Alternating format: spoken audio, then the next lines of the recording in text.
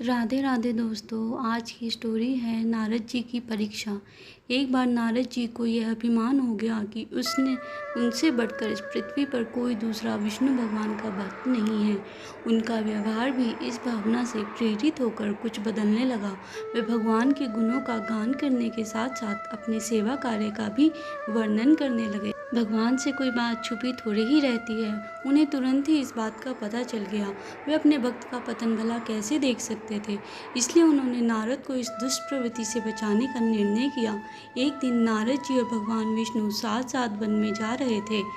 अचानक विष्णु जी एक वृक्ष के नीचे थक कर बैठ गए और बोले, भाई नारद जी, हम तो थक गए हैं, प्यास भी लगी है, कहीं से पानी मिल जाए तो अच्छा हो, हमारा गला सूख रहा है। ये सुनकर नारद जी तुरंत सावधान हो गए। उनके होते हुए भगवान भला प्यासे रहे? वे बोले, भगवान अभी लाया, आप थोड़ी देर प्रतीक्षा करें। नारद जी एक और दौड़ लिए। उनके जाते ही भगवान मुस्कुराए और अपनी माया को नारद जी के सत्य मार्ग पर लाने का आदेश दिया। माया शुरू हो गई। नारद जी थोड़ी ही दूर गए होंगे कि उन्हें एक गाँव दिखाई पड़ा, जिसके बाहर कुएं पर कुछ युवा स्त्रियाँ पानी भर रही थी। कुएं के पास जब वे पहुंचे तो एक कन्या को देखकर तो सुदबुद हो गए, बस उसे ही निहारने लगे। वह ये भूल गए कि भगवान के लिए पानी लेने आए थे। कन्या भी नारद जी की भावना समझ गई। वह जल्दी जल्दी जल से घड़ा भरकर अपनी सहेलियों को पीछे छोड़कर घर की ओर लपकी। नारद जी भी उसके पीछे हो लिए। कन्या तो घर के अंदर चली गई, लेकिन नारद जी ने द्वार पर खड़े होकर नारायण नारायण का अलग जगाया। वह स्वामी नारायण का नाम सुनकर बाहर आया। उसने नारद जी को तुरंत पहचान लिया। अत्यंत विनम्रता और आदर के साथ वे नारद जी को घर के अंदर ले गए और उनके हाथ पैर धोकर स्वच्छ आसन पर बिठाया तथा उनकी सेवा सत्कार में कोई कमी न छोड़ी। उनके आगमन से अपने को धन्य बताते हुए वे स्वामी ने अपने योग्य सेवा के लिए आग्रह किया। नारद जी बोले, आपके घर में जो आपकी कन्या जल का घड़ा लेकर अभी अभी आई है, मैं उससे विवाह करना चाहता हूँ। नारद जी की यह बात सुनकर गृह स्वामी एकदम चकित रह गए, लेकिन उसे प्रसन्नता भी हुई कि मेरी कन्या एक ऐसे महान योगी तथा संत के पास जाएगी। उसने स्वीकृति प्रदान कर दी और नारद जी को अपने ही घर में रख लिया। 2-4 दिन पश्चात शुभ मुहूर्त में उसने अपनी कन्या का विवाह नारद जी के साथ कर दिया तथा उन्हें गाँव में ही उतनी धरती का टुकड़ा दे दिया। खेती करके वह आराम से अपना और अपने परिवार का पेट भर सके। हम नारद जी के बिना एक खुटी पर तंगी रहती, जिसकी ओर उनका ध्यान बहुत कम जाता। अपनी पत्नी के आगे वह नारायण को भूल गए थे। दिन भर खेती में लगे रहते, कभी हल चलाते, कभी पानी देते, कभी बीज बोते तो कभी निराई गुड़ाई करते। जैसे जैसे पौधे बढ़ते चले गए, उनकी प्रसन्नता का पारावार न रहता। फसलें हर वर्ष पकती कटती, अनाज से उनके कोठार भर जाते। नारद जी गांव के एक संपन्न किसान माने जाने लगे। वर्ष दर वर्ष बीतते चले गए और नारद जी की गृहस्थी भी बढ़ती चली गई। 3-4 लड़के लड़कियां भी हो गए। अब नारद जी को एक क्षण की भी फुर्सत नहीं मिलती थी। वे हर समय बच्चों के पालन पोषण तथा पढ़ाई लिखाई में लगे रहते अथवा खेत में काम करते रहते थे।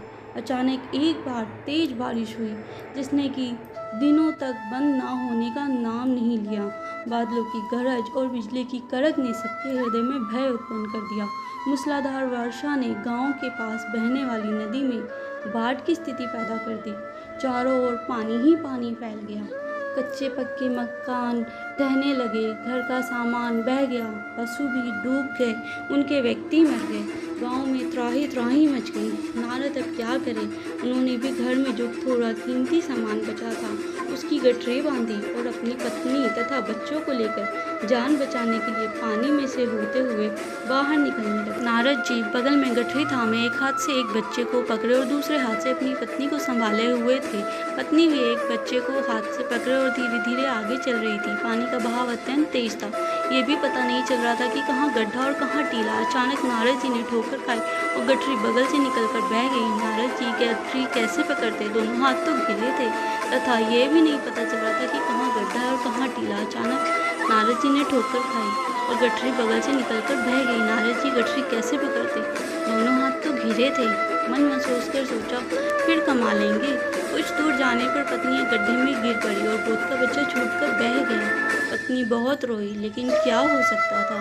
धीरे धीरे और 2 बच्चे भी पानी में बह गए उन्होंने बहुत कोशिश की बचाने की, लेकिन कुछ ना हो सका। दोनों पति पत्नी बड़े दुखी, रोते कलपते एक दूसरे को सांत्वना देते कोई ऊंची जगह ढूंढ रहे थे। जगह आगे चलकर दोनों एक गड्ढे में समा गए। नारद जी तो किसी प्रकार गड्ढे में से निकल आए, मगर उनकी पत्नी का पता कहीं नहीं चला। बहुत देर तक नारद जी उसे इधर उधर दूर दूर तक ढूंढते रहे, लेकिन व्यर्थ, रोते रोते उनका बुरा हाल था। हृदय पति पत्नी की तो सारी गृहस्थी उजड़ गई थी। बेचारी क्या करे, किसे कोसे, अपने भाग्य को या भगवान को। भगवान का ध्यान आते ही नारद जी के मस्तिष्क में प्रकाश फैल गया और पुरानी सारी बातें याद आ गई। वे किस लिए आए थे और कहाँ आ गए। ओहो, भगवान विष्णु तो उनकी प्रतीक्षा कर रहे होंगे। वह तो उनके लिए जल लेने गए थे और यहाँ गृहस्थी बसाकर बैठ गए। वर्षों बीत गए गृहस्थी को बसने में और फिर सब नष्ट हो गया। क्या भगवान अब भी मेरी प्रतीक्षा में उसी वृक्ष के नीचे बैठे होंगे। वे सोचते ही बाल नदारद हो गए। गांव अंतर्ध्यान हो गया। वह तो घने वन में खड़े थे। नारद जी पछताते और शर्माते हुए दौड़े। देखा कुछ ही दूर पर उसी वृक्ष के नीचे भगवान लेटे हैं। नारद जी को देखते ही उठ बैठे और बोले, अरे भाई नारद, कहाँ चले गए थे? बड़ी देर लगा दी, पानी लाए या नहीं? उनके मुंह से एक बोल भी नहीं फूटा। भगवान मुस्कुराए और बोले, तुम अभी तो गए थे, कुछ अधिक देर थोड़ी ही हुई है। लेकिन नारद जी को लगा था कि वर्षों बीत गए। अब उनकी समझ में आया ये सब भगवान की माया थी, जो उनके अभिमान को चूर चूर करने के लिए पैदा हुई थी। वे सोचने लगे, उन्हें बड़ा घमंड था कि उनसे बढ़कर त्रिलोक में दूसरा कोई भक्त नहीं है। लेकिन एक स्त्री को देखकर वे भगवान को भूल गए। उनको पछतावा होने लगा और उनका घमंड जरा सी देर में ढेर हो गया। वे पुनः सरलता और विनय के साथ भगवान के गुण गाने लगे।